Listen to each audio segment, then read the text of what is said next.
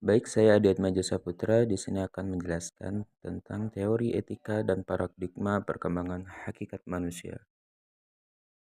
Baik, hakikat manusia dalam perspektif etika.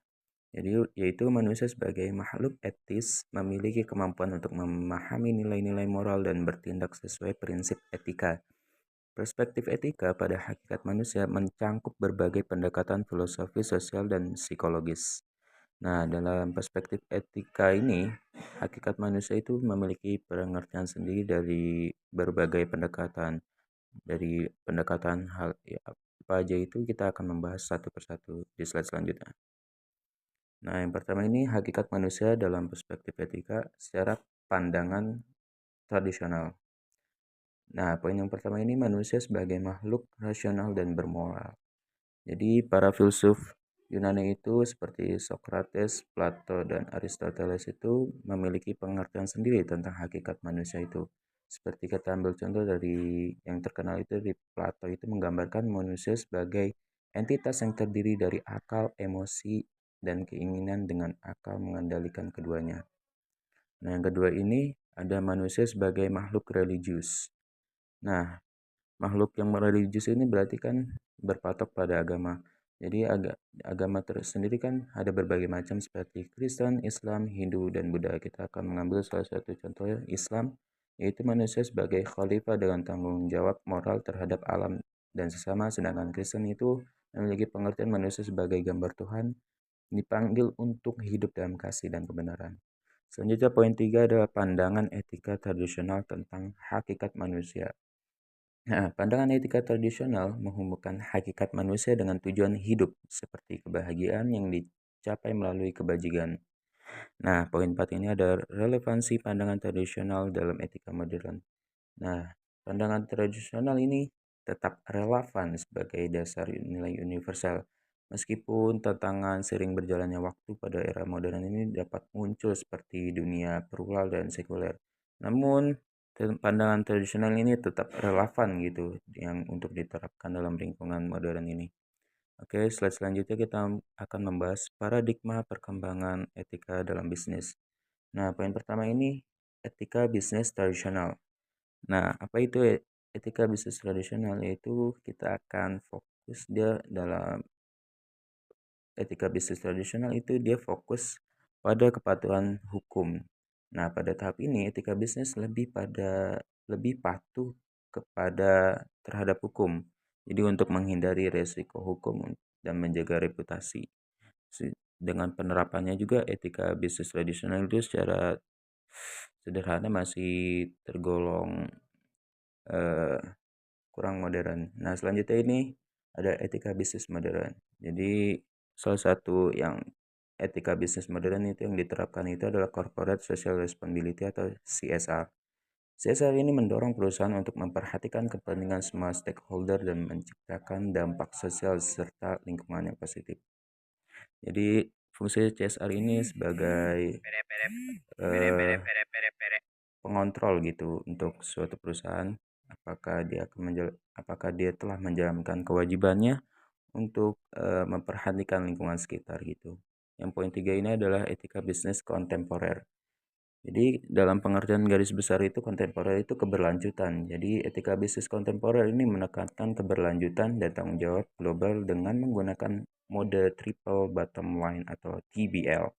Poin 4 yaitu etika bisnis digital dan teknologi. Nah, poin 4 yang terakhir ini adalah dia udah memasuki era-era modern itu. Jadi dia mengutamakan transparansi dan privasi data dalam era digital. Perusahaan menghadapi tantangan etika terkait privasi data, transparansi algoritma dan kecerdasan buatan.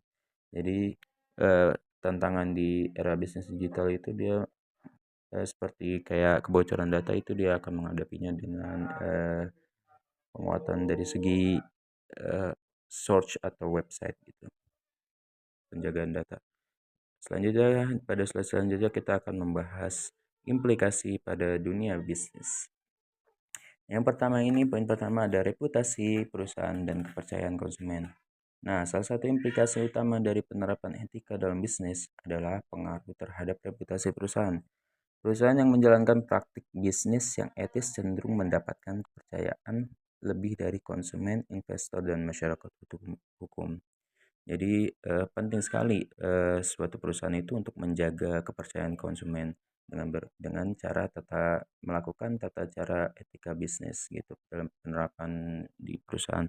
Yang kedua ini adalah pengaruh terhadap keputusan investasi dan kemitraan. Jadi perusahaan yang menunjukkan komitmen terhadap etika cenderung menarik investor yang berbagi nilai yang sama mengenai tanggung jawab sosial dan keberlanjutan.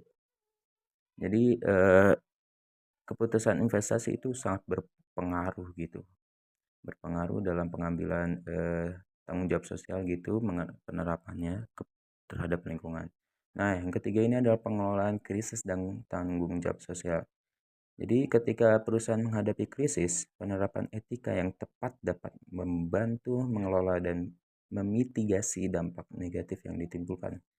Etika berfungsi sebagai panduan dalam pengambilan keputusan yang transparan, akuntabel, dan berorientasi pada solusi yang adil pada semua pihak.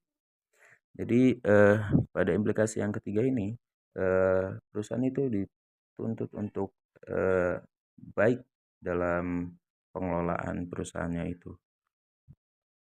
Yang poin 4 selanjutnya ada kesejahteraan karyawan dan budaya organisasi.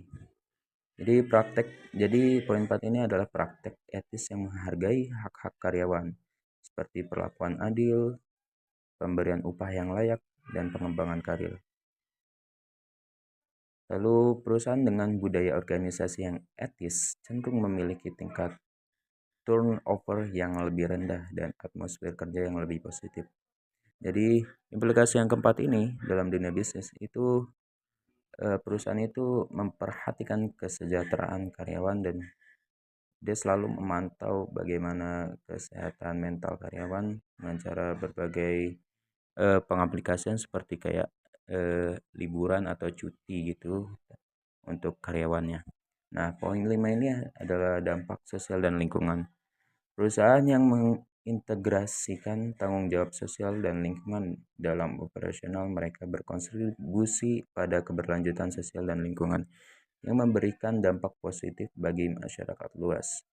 Jadi yang implikasi yang kelima ini dia sangat mengedepankan dampak sosial akan terjadi apabila perusahaan ini melakukan kegiatan produksinya itu. Jadi sebisa mungkin perusahaan itu memikirkan bagaimana dampak ke depannya lingkungan sekitar perusahaan.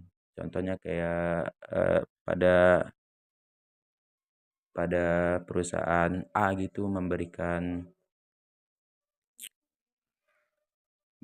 dampak yang positif gitu bagi misalnya perusahaan A itu membangun sebuah perusahaannya gitu di sebuah wilayah B gitu. Nah, warga sekitar atau lingkungan itu mengetahui perusahaan ini gitu ya, bahwasanya di dekat area perumahannya mereka gitu, maka perusahaan itu sebisa mungkin memanfaatkan sumber daya manusia itu. Jadi lingkungan sekitarnya itu berdampak positif.